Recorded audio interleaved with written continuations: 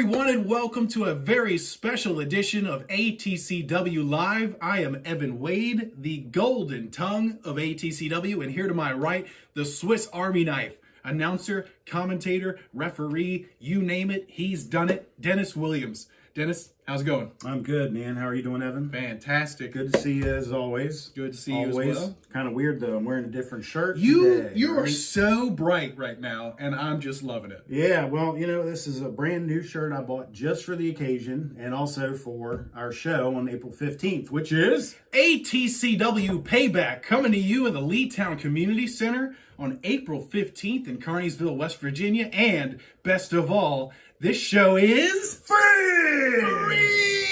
That's right. Admission is absolutely free. Come on down, see a fantastic wrestling show. But it wouldn't be right if we didn't thank all of our sponsors. We got Complete Auto Repair Service, Andy's Pizza, Kings and Queens of Indie Wrestling, Free State Towing, Blue Gray Towing, and Locks Unlimited. Thank you so much for being a part of our company and making this into something super duper special. We can't wait for it. Dennis, what do you say we get to the match card? Let's do it. Let's go! Our first contest that we're going to talk about is the ATCW Open Challenge Championship. And Dino, a newcomer to ATCW, goes one-on-one with a member of the House of Cross, Blackhawk. No, so Blackhawk's going to defend his own championship this month. Blackhawk will be in the arena to defend his own championship this month. If you remember last month in a handicap match, Izzy Stone and Jonathan Cross defeated Chucky Manson using some kind of Freebird rule? I don't know if that would qualify as the Freebird rule. Let's just call it the House of Cross rule. Works for me, right?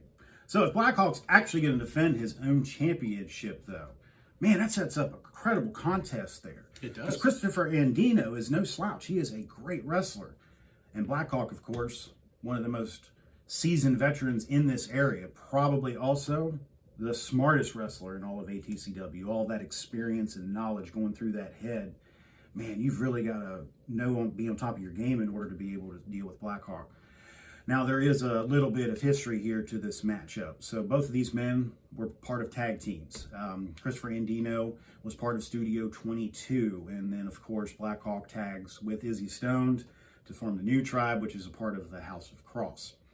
So these guys have some history. They have fought before. These were tag team contests, though. And I happen to be fortunate enough to officiate a couple of these. And one of them was for the tag team championships, which the new tribe won. Now, this is not a tag team contest, though. This is a singles match. So these guys can't rely on somebody else to win this match for them or help them. They've got to be able to dig down and do it on their own. Now, this is a bit of an uphill battle for Andino, though, because if you think about this, Blackhawk is just that smart. So not only do you have to try to out-wrestle him, you have to try to outsmart him. And that is going to be the challenge for Christopher Andino. That it will. Our second contest is a three-way match. It's got Sledge Gibson returning fresh off his victory over Sin a couple months ago. We've got Brandon Skinner and representing WSD, Ishman Martinez. And I think the big story out of this is, where is Tremor? Yeah, that's definitely a question that's on a lot of people's minds right now, especially, of course, Ishman Martinez. And so they've been having some struggles lately, I believe. So I know for a fact, of course, that they have picked up a couple big losses here in recent months. And I know that that has caused a little bit of a strain between them. Any relationship, goes through ups and downs and rocky periods. And I think that Tremor and Ishman have kind of hit that at this point in time as WSD. I know Tremor was really looking forward to getting back on top of the mountain as tag team champions. And I think these losses have frustrated him greatly. Now, I also think, too, that maybe he's kind of taking some time to himself to figure some stuff out with this. Life goes through transitions, and so, you do this thing for a period of time and then you try to move on to something else. Or maybe not move on to something else. You don't know, and you have to really put a lot of thought into it in order to figure it out, just like you would, if you're trying to work on a marriage going through a difficult period of time. But on the flip side of that, Ishman, going into this match, I wonder, with all this in the back of his mind, can he focus? That is the question that we look to answer, because he's going to have his hands full with Sledge Gibson and Brandon Skinner. Absolutely. Both guys are just tremendous competitors. I mean, we saw Sledge get a big win over Sin, and I have seen Brandon Skinner in action, and I wouldn't want to wrestle him. So if Ish can't focus, man, this is going to be a difficult contest. But I think that's what it's going to boil down to, is what state of mind Ishmael Martinez is going into this match. But there's only one way we're going to find out, and that's going to be April 15th, ATCW Payback. That's it. Our third contest, the Kings and Queens of Indie Wrestling Prince Championship, is on the line. The Hero Kid, Jimmy Alpha, looks to gain gold again in ATCW when he takes on the Lord of the Wild, the Warwolf Creed. Oh, wow. What a matchup that's going to be. I mean, geez, that's, man, I've seen both of these guys in action so many times, right? Wow, that's a heck of a pairing. Hats off to the booker on this one, man. So what we have here is yet another matchup where you got guys that are very evenly matched.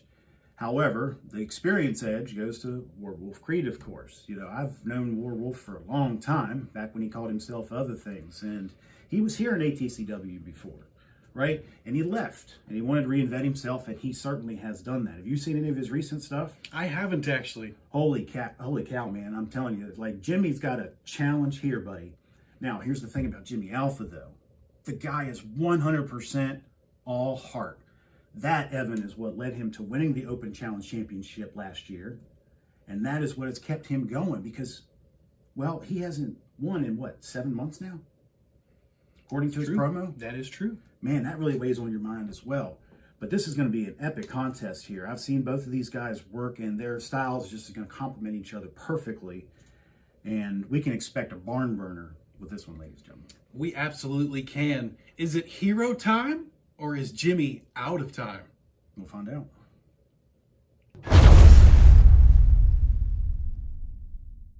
Next up, the 2022 Wrestler of the Year by fan vote is in action, representing the House of Cross, Travis Tarvin, against a mystery opponent. Yeah, but I tell you what, whoever that mystery opponent is, it's going to be a bad day for that person. Stepping into the ring with Travis Tarvin is a scenario that I hope I never have to do. It's bad enough I've had to be in there with him while he's wrestling. I would not want to wrestle him myself. He is a tremendous competitor. He is very smart. He does not care about the rules, and he does not care about what you think. And that makes a very dangerous combination, Evan. Now, in addition to as dangerous as he can be, I mean, he retired Chucky Manson at one point, for gosh sakes. You have the House of Cross. Some of them will be there. At least one of them will be there. Probably all of them. They're like a group of girls that, you know, they have to go to the bathroom together. So they all have to come out and hang around ringside together, right? And for every single matchup that they're ever involved in. But when it all boils down to it, whoever this is going to be stepping into the ring with one of the best in ATCW. And I think, or at least I hope, that person will survive. Match number 5. The ATCW Cruiserweight Championship is on the line in a 5-way, that's right, 5-way ladder match. We've got the former Cruiserweight Champion, AK, looking for vengeance against the postman who took the title from him, Van Williams. We've got the absolute loose cannon in Axel Crow. We've got the ageless one representing the House of Cross, Ethan Cross, and yet another mystery opponent. Okay, so I was going to say one thing, but this mystery opponent thing, that adds a little bit of a different element to it because we don't know who it's going to be, and we don't know how that's going to impact the match. I think the biggest thing we need to watch out for here is going to be AK and Van. They've got some bad blood brewing here. And I think that those two are going to be focused on each other, and the other competitors will be able to work different styles or different strategies. I know AK specifically is very sore at the fact that he lost that Cruiserweight Championship to Van Williams a couple months ago. And I know that he specifically has the passion and the desire to be able to win this match. I mean, you've got to incapacitate all of your opponents to have time to get up to the top of the ladder. That's always difficult enough as it is. But in this case, man, you got 4 guys you got to try to incapacitate to get up there. And this isn't going to be one of those ladder matches where it's just a regular match, but there's a ladder in the ring that you can use as a weapon. No, the belt is going to be above the freaking ring, right? And that adds a whole nother dynamic to it with a lot of the ladder matches that you see. And Evan, I think that this match might steal the show.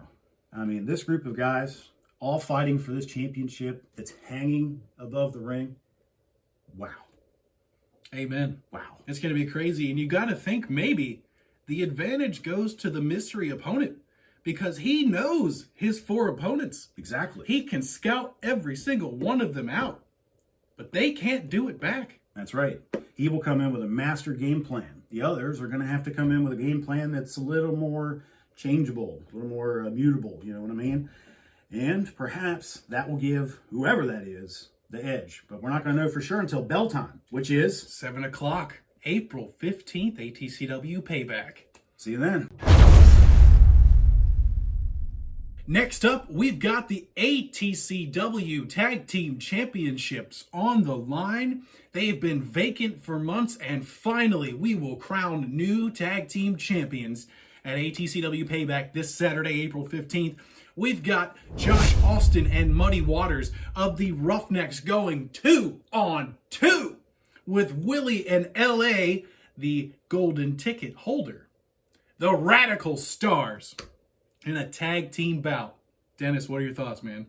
I like how you said finally the tag team championships are going to be decided because it's been a daggone long time. What are we talking, 6 months, somewhere around in there? I mean, I've had to watch these belts just sit there with nothing happening over them for these past several months. And I've always been a big fan of tag team wrestling, and I've gone on record before to say that some of my favorite matches that I've ever got to officiate were tag team matches. So I have a special place in my heart for tag team wrestling, especially when you take a championship and then you put 2 worthy teams together to make it happen. And this is exactly what the ATCW powers that be have done. Radical Stars, you know, they are, without a doubt, the greatest tag team in ATCW. They've won the titles. I don't even know how many times now. I've lost count. Last year, they won the Dick Caracoff Tag Team Tournament. That's no easy feat, ladies and gentlemen. No easy feat whatsoever. And of course, as you mentioned, LA has the golden ticket. He won the November Rumble, and he's holding that until he decides to use it to win the big championship. But I don't think he's worried about that at this point, right?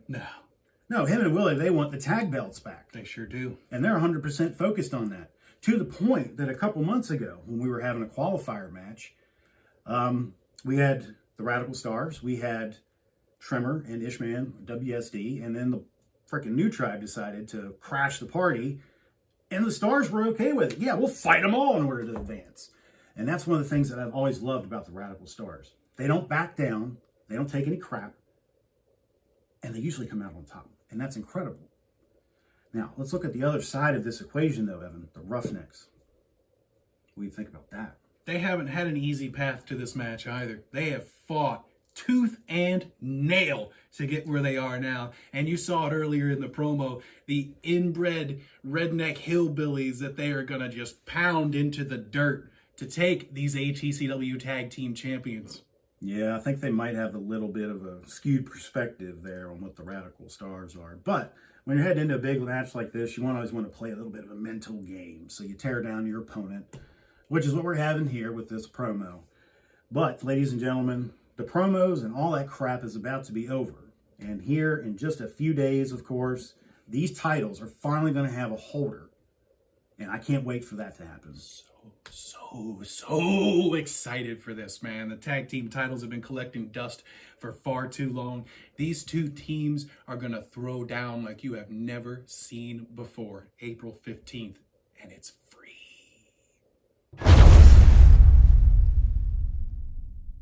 The final contest that we get to talk about on this show is the ATCW Heavyweight Championship. 2 former tag team partners, 2 former brothers, battling it out for the top prize in our company in a 3 stages of terror match.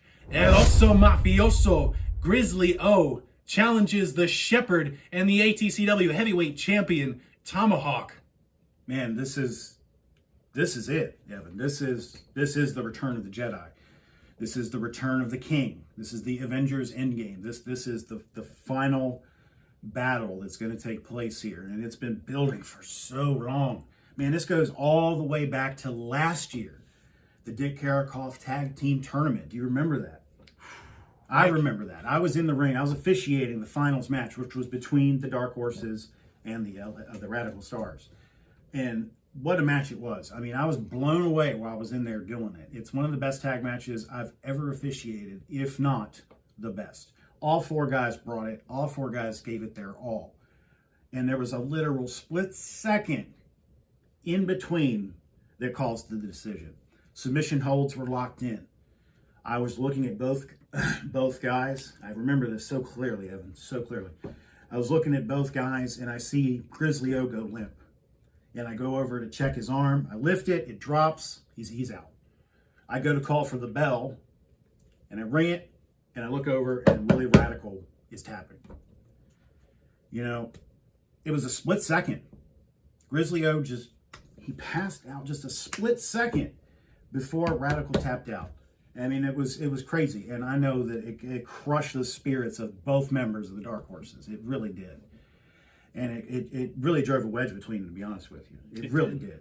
I mean, it wasn't long after that Grizzly O finally climbed the mountain. He won the ATCW Heavyweight Championship. However, Tomahawk held the golden ticket, and Tomahawk decided that this was it. It was done, and he cashed it in on Grizzly O. He defeated him very easily, of course, because Grizzly had just gone through a tremendous matchup, and Tomahawk became the new champion. Now, I remember this very specifically, too. Early on here, Tomahawk kept saying he was trying to make Grizzly O better. That was the whole reason for this, supposedly. However, that rhetoric changed as time went on, and where we're at now is Tomahawk feels that he is head and shoulders above everybody else, that he is the benchmark, he is the bar that everybody needs to hit, and no one is in his league. And over the past several months, as he's defended that championship against other competitors, he has shown that no one else is currently in his league. And he's looking to prove it one more time.